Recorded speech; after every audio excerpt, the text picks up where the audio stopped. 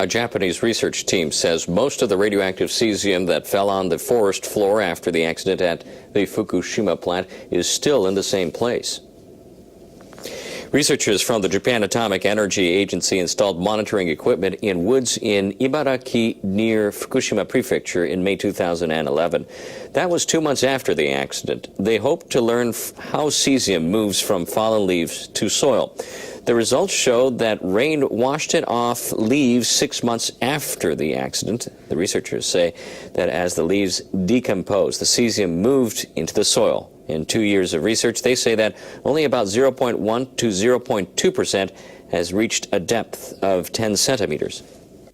The results suggest that the cesium has not penetrated deep into the ground. I believe the findings will be useful in efforts to decontaminate affected areas.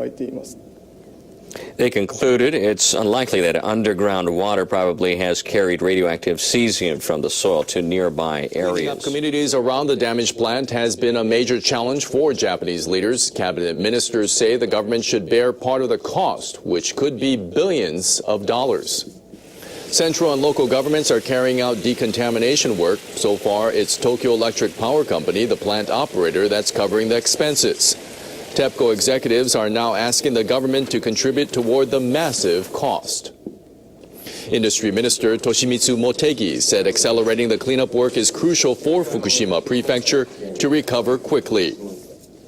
The government is studying the matter comprehensively, including the financial issue.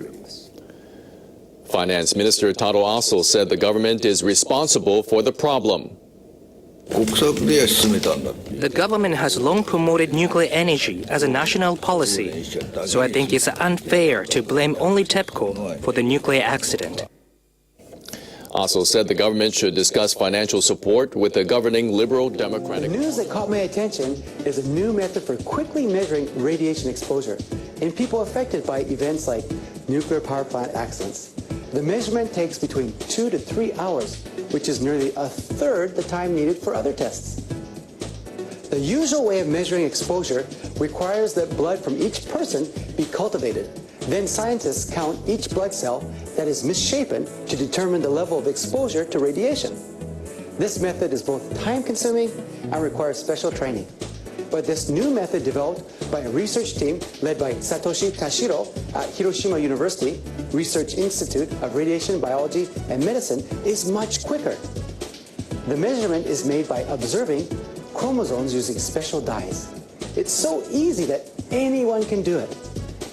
I hope that this new method can be used to help better monitor the health of people who dismantle nuclear power plants.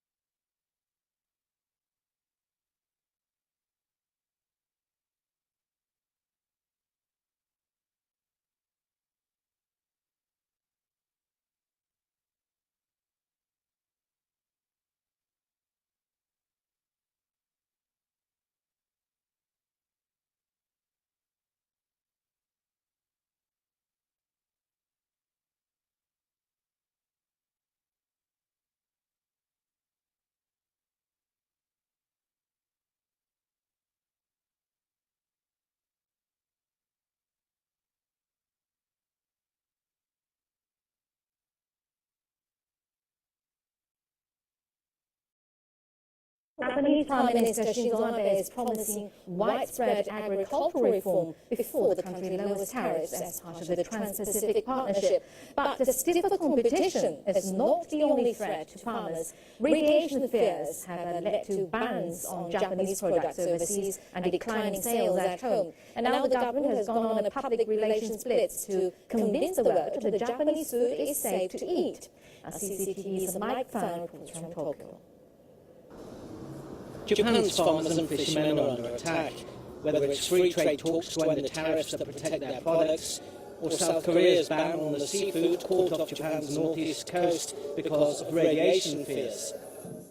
So Japan's agriculture ministry has gone on the offensive, with global trade fairs promoting tasty Japan and a month-long food festival in Tokyo targeting tourists and embassies.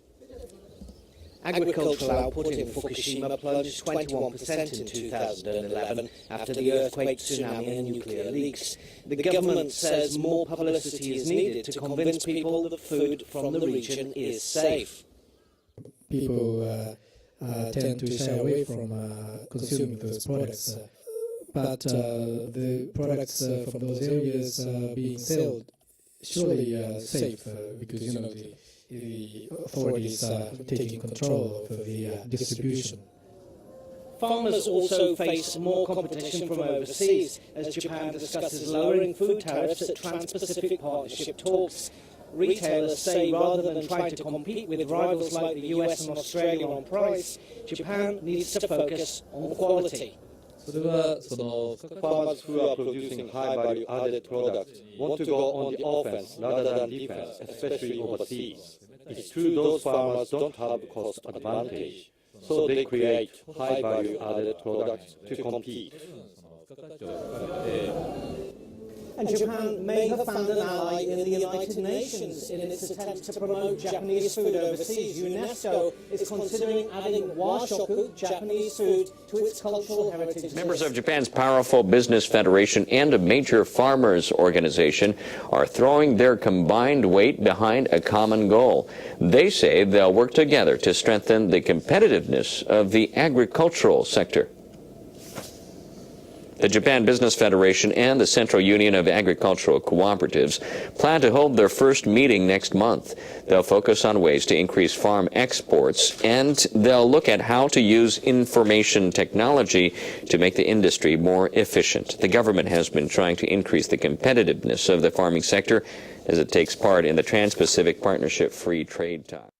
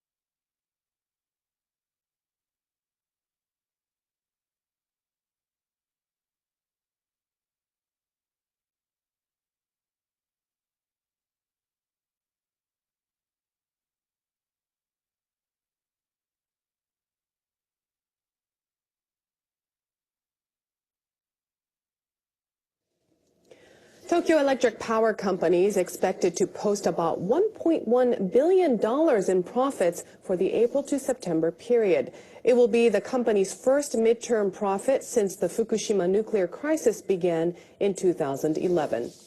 TEPCO officials hiked household rates last September. Profits rose as electricity sales surged during this summer's record heat wave. The officials also made spending cuts that included putting off repair work at other power plants and transmission facilities. TEPCO aims to post a profit for the full business year that ends March of 2014. But the officials will continue to face massive compensation costs related to the nuclear accident. They'll also need to decommission the damaged reactors and process contaminated wastewater at the Fukushima plant. They now want to restart 2 reactors at the Kashiwazaki-Kariwa complex in Niigata Prefecture to boost earnings, but regulators have yet to start safety screening procedures. Envoys have offered up a new approach to end the deadlock over their nuclear program. They met in Vienna with officials from the International Atomic Energy Agency. They discussed a long-blocked investigation into Iranian nuclear activities.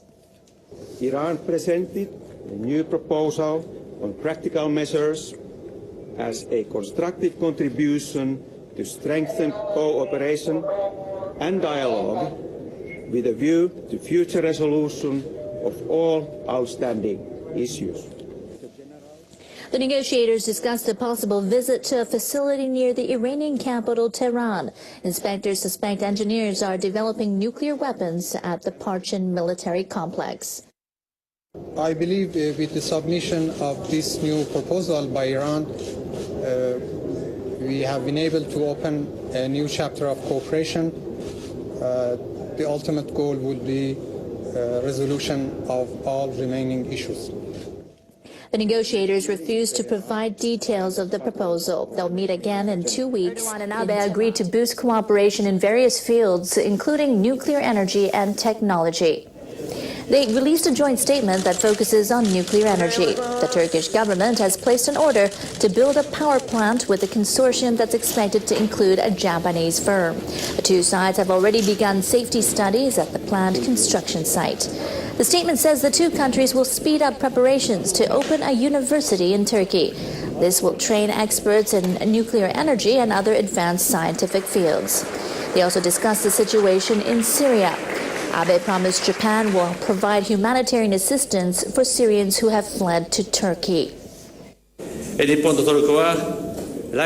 I have renewed my resolve to strengthen the strategic partnership, as 2014 will mark 90 years since bilateral diplomacy was established. Abe said Turkey is building a major presence in the international community with its outstanding economic performance. Researchers have scoured the latest satellite images from North Korea. They say they see more evidence that the North Koreans are developing their ability to launch mobile missiles. Researchers at Johns Hopkins University analysed images taken earlier this month. The pictures show the launch site at Tonchandi in the northwest. The researchers say workers have built a new road connecting a missile assembly building to what seems to be a new launch pad. They say the width of the road suggests heavy vehicles will use it. They say those vehicles include types that can transport and launch ballistic missiles from sites around the country.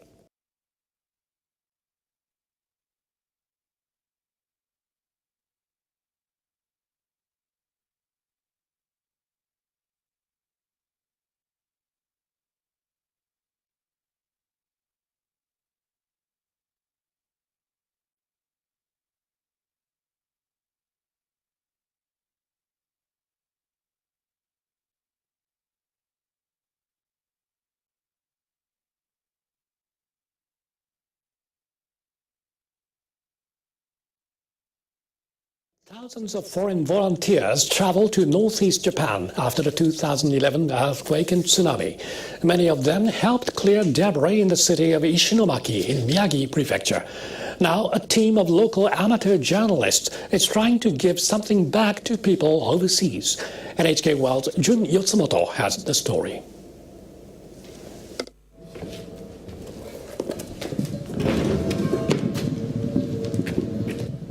Motokazu Arakawa runs a gas company in Ishinomaki. He's very busy these days with reconstruction efforts. Arakawa has another commitment as well. He started an English magazine with two friends last year. They named it Rolling Press because they want to set people's minds in motion. They write about what's going on in their hometown.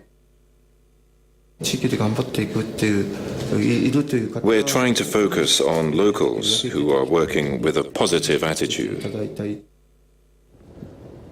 Arakawa had a good reason to start a magazine for people overseas. The March 11 tsunami destroyed his home and his business. He says the devastation made him feel hopeless. But then many foreign volunteers arrived and offered help. I was amazed that so many of them came and worked so hard for us. I'm not sure I would have done the same thing in their situation.